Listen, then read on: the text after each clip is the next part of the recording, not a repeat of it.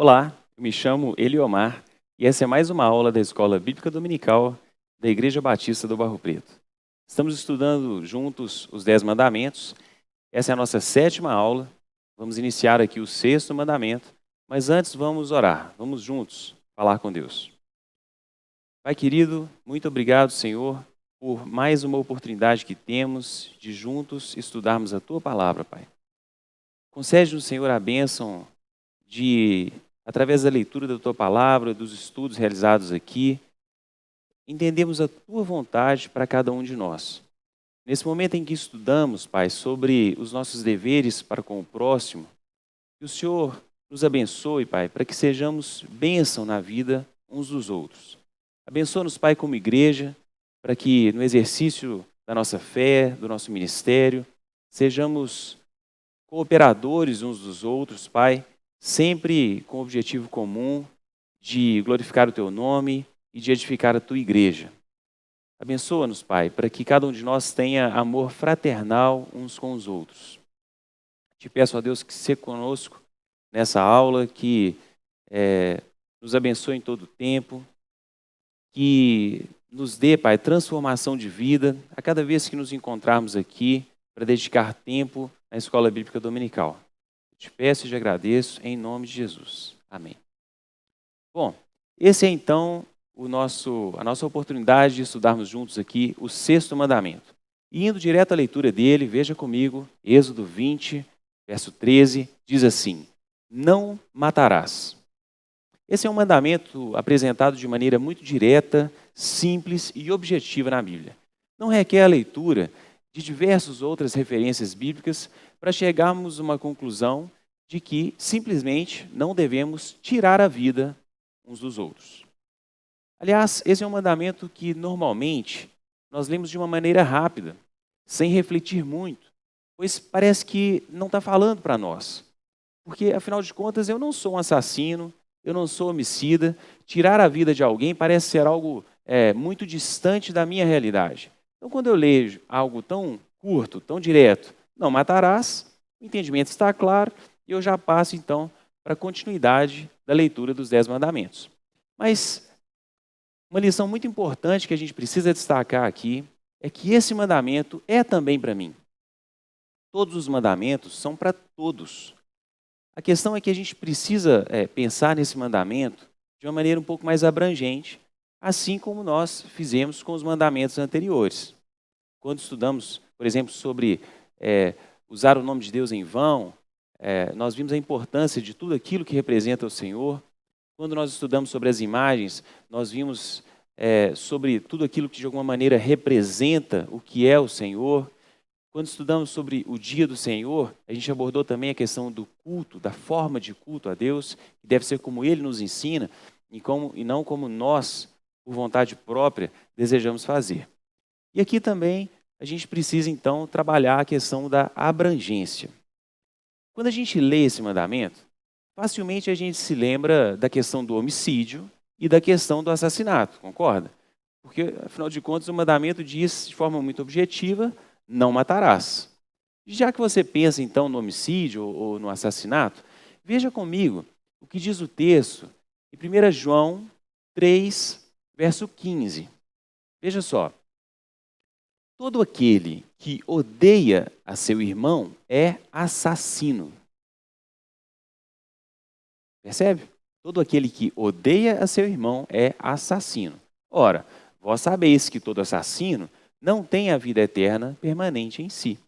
Então, se a gente olha para esse mandamento e pensa logo no assassinato e no homicídio, legal demais a gente ler aqui então esse versículo que diz que todo aquele que odeia seu irmão é assassino. Fica um pouco mais fácil da gente pensar então na questão da abrangência. Aquele que odeia ou aquele que não ama o próximo com amor fraternal, como é o ensinamento de Cristo, é comparado aqui na Bíblia a um assassino. Quem de nós nunca, por um momento de raiva que seja, não desejou pelo menos que o outro sumisse da frente dele, né? No momento de insatisfação por algo, não teve uma vontade assim de falar: some da minha frente, né? E a gente está sujeito, porque a gente é homem, a gente erra, a reações desse tipo.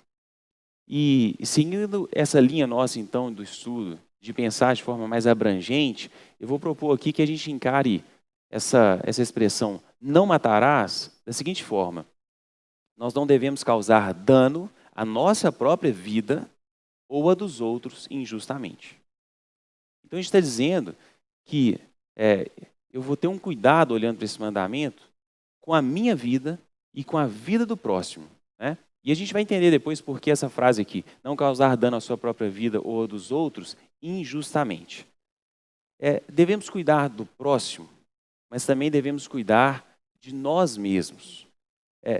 No final das contas, a gente vai entender que não pode haver qualquer tipo de agressão de nenhuma das partes, né? E agressão, meus irmãos, ela pode ser física. Quando a gente fala não matarás, a gente pensa logo em uma agressão letal, né? Mas ela também pode ser uma agressão psicológica, moral. Ela pode ser um maltrato. Ela pode ser, inclusive, indiferença. Muitas famílias têm sido destruídas, têm sido mortas dia a dia, aos poucos, por causa da forma de tratamento de uns para com os outros. Quem aqui já sofreu com a indiferença de outro, certamente sabe que isso é muito doloroso. Isso provoca danos, muitas vezes, irreparáveis. E a nossa relação com o próximo, ela deve ser uma relação, então, abençoadora. Uma relação que contribua sempre para o crescimento do outro. A gente precisa se preocupar com o outro. A gente precisa, então, ser cuidadosos, né? Aliás, cuidadosos até com nós mesmos, porque a Bíblia nos ensina que a disposição do nosso coração é má.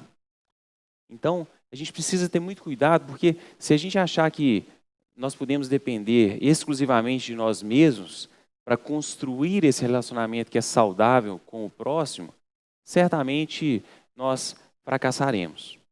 Para nos relacionarmos com o próximo conforme os padrões que são ensinados por Cristo, nós devemos investir também na comunhão com o Pai, através da prática da oração, através do estudo da sua palavra, através do exercício do culto a Deus. A gente já comentou aqui que quando a gente viu nos primeiros versículos sobre os 10 mandamentos, né, que falam da relação com Deus, aquilo é a base, porque amar a Deus e amar ao próximo estão intimamente ligados. Nós vimos aqui numa outra aula que aquele que diz que ama a Deus, mas não ama ao próximo, aquele a quem pode ver, esse é mentiroso, porque como ele não ama o próximo que está ali diante dele e ama a Deus a quem ele não vê, né? E amar a Deus vai nos dar, inclusive, ferramentas para que a gente tenha condição, apesar da nossa natureza pecaminosa, de amar ao próximo. É fácil nós percebermos o quanto nós somos frágeis no cuidado com o outro. Pense aí, você na sua casa, no seu momento agora de EBD, pense como é que você trata os seus colegas, você que trabalha, como é que você trata a pessoa que trabalha com você? Você que é estudante, como é que você trata as outras pessoas na escola? Você na igreja, né? Como é que você trata os seus companheiros de ministério, de corpo de Cristo? Qual é a carga, você que é autoridade? A gente tratou disso aqui na aula passada, quando a gente estudou a questão de honrar pai e mãe, e aí nessa nossa toada de pensar no mandamento de forma mais abrangente, a gente falou aqui sobre liderança. Qual é a carga que você coloca nos seus liderados? Como é que você considera os seus liderados?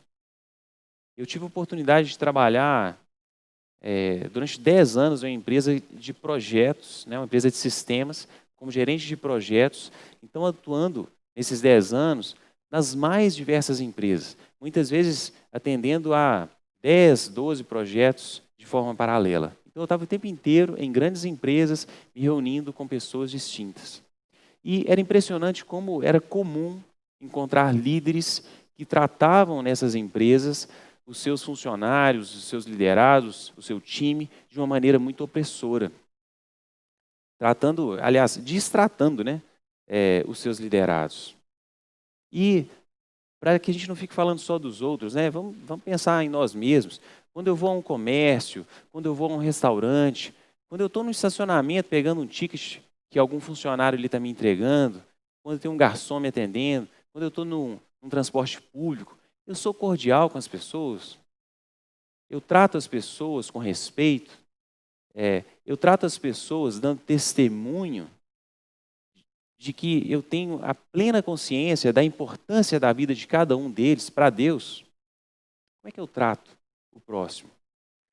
Nas minhas discussões, nas decisões diárias que a gente tem, né, quando envolve mais pessoas, eu exercito a empatia, eu busco me colocar no lugar do outro, ou eu sempre busco o meu direito, eu busco ter razão. Normalmente eu ofereço a outra face, ou eu quero ter sempre a última palavra.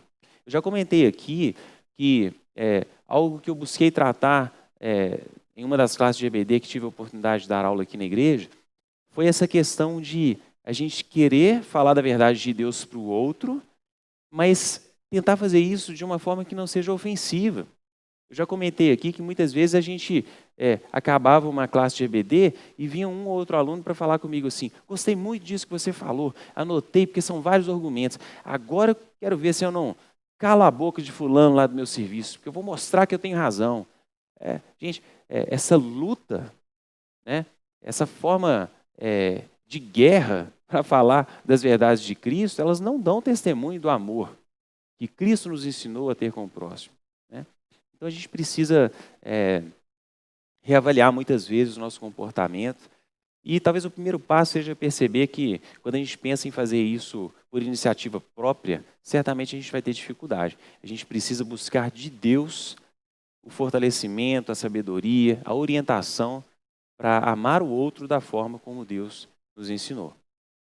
Mas mais do que o outro, eu comentei lá naquele entendimento do não matarás, né? Não causar dano à vida do próximo, mas falei também sobre causar dano à nossa própria vida.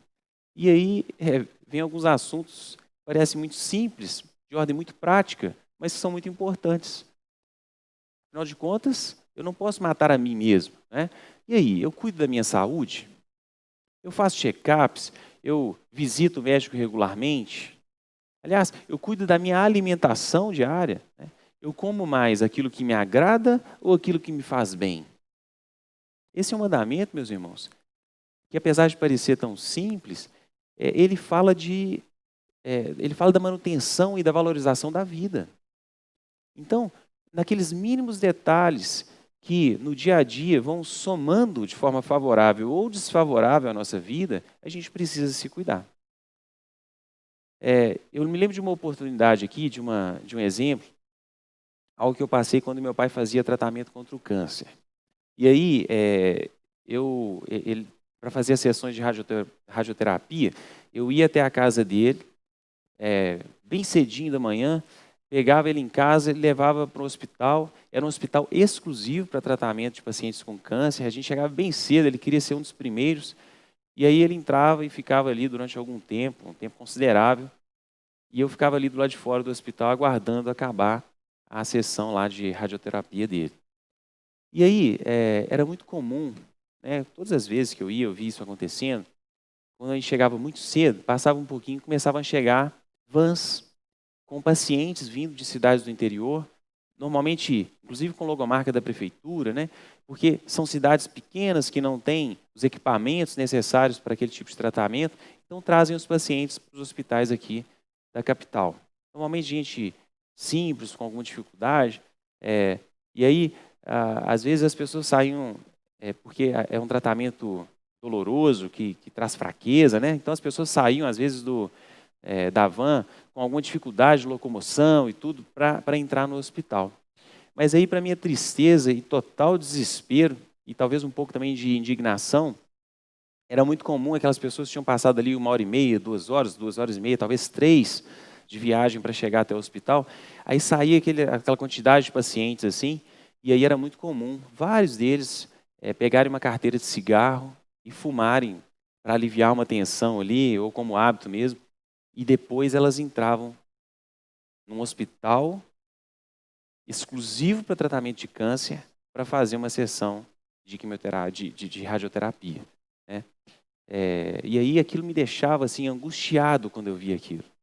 E aí um dia eu tomei coragem e fui até um grupinho que tinha saído da van e que estava num espaço separado ali, fumando, antes de entrar, e falei assim, gente, como é que pode vocês virem aqui, se deslocarem de tão longe, para se tratar contra o câncer, e vocês estão fumando aqui na porta do hospital antes de entrar? E aí um disse assim, é pelo prazer, eu gosto mesmo.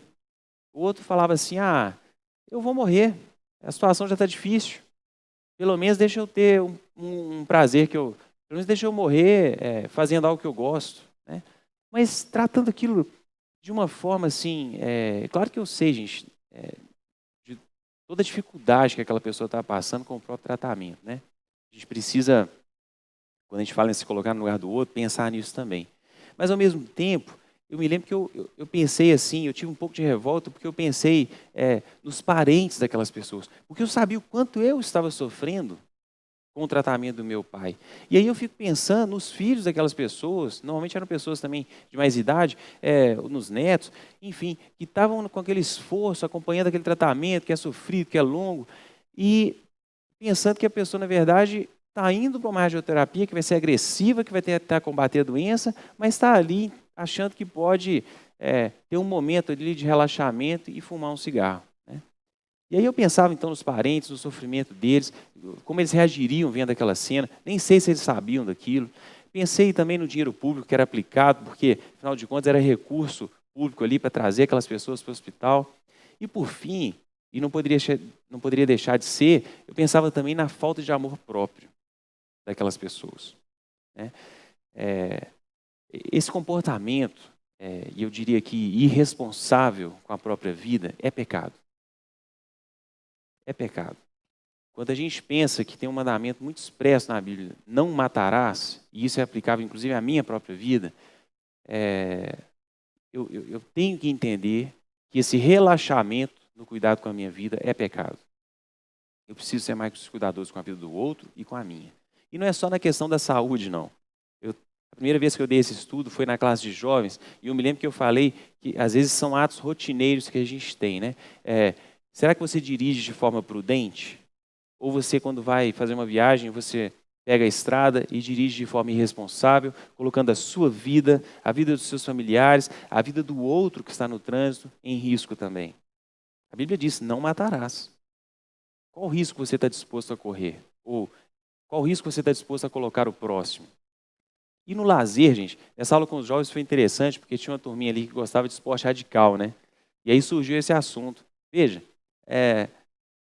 muitas pessoas, basta pesquisar na internet, estão morrendo porque querem passar por um momento de prazer e aí procuram esportes radicais. Claro que existe esporte radical que tem segurança, mas muitos se colocam em riscos desnecessários em esportes que não trazem a devida segurança, mas para viver um momento ali de adrenalina, de tensão, porque é legal, é divertido, né? Mais absurdo do que isso, muita gente tem se arriscado para fazer selfie, para ser popular. Então tem gente escalando torres sem proteção nenhuma para fazer uma selfie lá de cima e mostrar que ele é muito corajoso, para chamar atenção. Eu queria te dizer o seguinte, não zelar pela sua vida é pecado. Então a gente falou aqui sobre não matarás, dizendo que a gente deveria cuidar da nossa própria vida, cuidar da vida do próximo. Falamos que a gente deveria ter o cuidado com nós mesmos, com o outro, salvadas algumas exceções, né? Não era permitido causar dano à minha própria vida ou à vida do próximo, mas a gente comentou que haveria algumas exceções. E aí chegou a hora então da gente entender se a Bíblia trata algumas situações em que o dano à vida é de alguma maneira permitido. A resposta é sim. Há exceções, né? Esse é um momento que na aula presencial, ou na preparação para essa aula presencial, a gente dedica um pouquinho mais na oração, porque certamente é um momento em que vão surgir opiniões divergentes, né? Mas aqui, com essa aula online, eu fico mais à vontade para poder falar, porque não vai ter um monte de gente aqui me confrontando, né? Claro que eu estou brincando, depois você pode me procurar para a gente falar sobre esses assuntos, mas eu vou citar aqui quais são algumas exceções que a Bíblia traz quando a gente fala de não causar dano à vida, ok? Bom, de forma muito resumida, primeiro o dever profissional. Aliás, eu vou até tentar falar na ordem em que o assunto é menos polêmico para o mais polêmico, né? E a primeira delas é no dever profissional. Imagine que você é um militar que serve as forças armadas do seu país, e aí o seu país participa de uma guerra justa, uma guerra legal, e aí você é mandado para o fronte de batalha. Faz parte do seu dever profissional, está no seu escopo de trabalho, eventualmente provocar dano à vida do outro. E isso não é pecado, né? É a participação em guerra justa. E a Bíblia está repleta de exemplos em que o povo de Deus participou de guerras orientadas pelo próprio Deus. E eu não vou aqui, como esse é um dos menos polêmicos, quando a gente fala dessa questão profissional, a turma normalmente aceita com mais facilidade, e a gente está aqui numa aula online, eu não vou aqui investir tempo então em trazer os versículos. Mas a participação em guerra, como dever profissional, guerra justa, guerra oficial, ela é aceitável. A outra, ainda dentro do dever profissional, é a atividade policial. Nós sabemos que os policiais, eles são orientados a sempre valorizar e defender a vida. Mas há situações em que, infelizmente, eles vão tirar a vida do outro. E isso, quando a gente analisa a Bíblia, a gente não encontra uma proibição explícita para isso, né? Então, falamos aqui do dever profissional. Aí, aumentando um pouquinho o grau da polêmica, a gente cita a autodefesa. A gente aprende que a Bíblia ela nos mostra que a vida deve ser valorizada. Então, se você está numa situação em que, em favor da vida, talvez você provoque dano à vida do outro, isso também é aceitável, né? A Bíblia traz versículos, inclusive, que citam isso de forma muito explícita, sobre a autodefesa. E por último, esse talvez mais polêmico, aí esse sim eu quero trazer alguns versículos para a gente trabalhar aqui, a pena de morte, né? A gente vai ver que a Bíblia ela não traz uma condenação específica para a pena de morte. Ela é aceitável, né? Mas vamos trabalhar aqui na questão da pena de morte, para a gente, já que ela é o mais polêmico, e o nosso tempo aqui na EBD online, a gente tenta fazer ele um pouquinho mais reduzido, e a gente não tem essa oportunidade de troca de experiências. Eu resolvi trazer aqui, de forma mais detalhada, a pena de morte, tá? Vamos ler juntos Gênesis 9, versos 5 e 6. Leia comigo. Certamente requererei o vosso sangue, o sangue da vossa vida. De todo animal o requererei, como também da mão do homem. Sim, da mão do próximo de cada um requererei a vida do homem. Se alguém derramar o sangue do homem, preste atenção, pelo homem se derramará o seu, porque Deus fez o homem segundo a sua imagem. Desde a época de Noé, Deus já exigia um cuidado com a vida e previa dura punição, nesse caso inclusive a morte, para quem não cumpria essa recomendação. Outro texto interessante, Números 35, versos 31 a 33. Leia comigo. Não aceitareis resgate pela vida do homicida que é culpado de morte. Antes será ele morto. Veja aí, antes será ele morto. Também não aceitareis resgate por aquele que se acolher à sua cidade de refúgio para tornar a habitar na sua terra antes da morte do sumo sacerdote. Assim, não profanareis a terra em que estais, porque o sangue profana a terra. Nenhuma expiação se fará pela terra por causa do sangue que nela for derramado, senão, atenção, com o sangue daquele que o derramou. Então, esse texto é mais um exemplo de que a pena de morte era prevista na Bíblia. Romanos, entramos agora então no Novo Testamento. Romanos 13, versos 1 a 4. Leia comigo. Todo homem esteja sujeito às autoridades superiores, porque não há autoridade que não proceda de Deus, e as autoridades que existem foram por ele instituídas. De modo que aquele que se opõe à autoridade resiste à ordenação de Deus, e os que resistem trarão sobre si mesmos condenação.